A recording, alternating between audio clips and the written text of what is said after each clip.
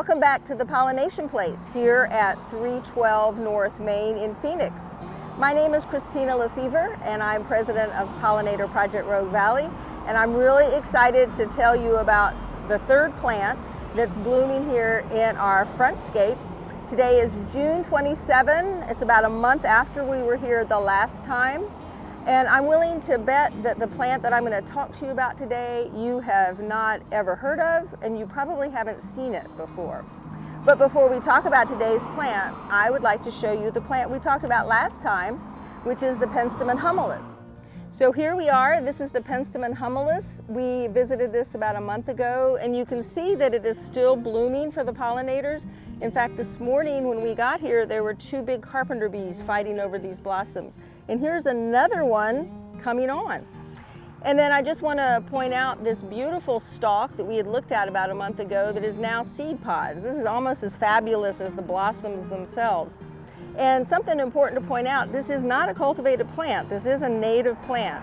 So this beauty has evolved over millions of years because of the partnership between the pollinators and the plant itself. So now let's go look at today's plant. So this is today's plant. This is Grindelia Nana.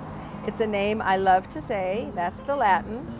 It's also known as Idaho gumweed. It is a perennial. It's native to the western United States, of course.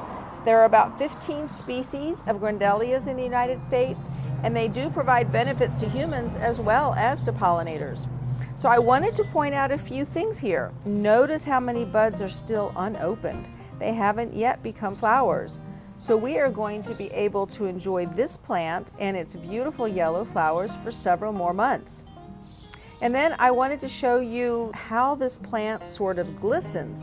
You can see how it shines and sparkles. There's a resin coating this plant, almost the entire plant everywhere I touch.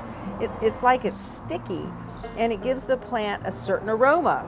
There's a smell to it, almost like a faint incense.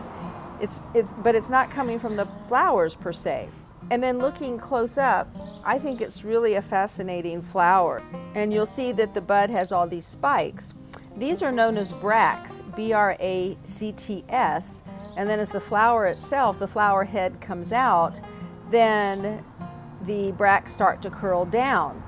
So the flower itself, what we call the flower, is made up of two different florets. Here are the ray florets around the center, what we might call the petals. And then in the middle, what we might call the center of the flower, those are actually disc florets. So the two types of florets make up what we call the flower that we see that sits on this flower cup. This is a really easy plant to grow. It's drought tolerant, very drought tolerant actually. It's deer resistant. And in addition to being a great pollen and nectar source for our bees, butterflies, moths, and even beetles, they love these flat open shapes. And because it's easy for them to access the pollen and the nectar. And this plant also provides a great food source for the caterpillars of butterflies and moths. And really, I have a feeling with the name weed in the name that it is also going to provide a lot of seeds and a lot of plants in our landscape. And the seeds, as the flower changes into seeds, then this is going to be great food for our birds and other animals.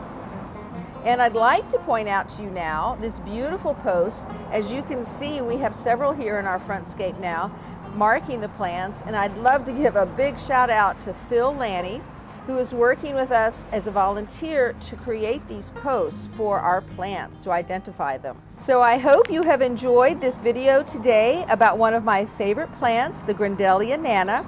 And we'll see you back another day to talk about another plant that's blooming at our Pollination Place frontscape.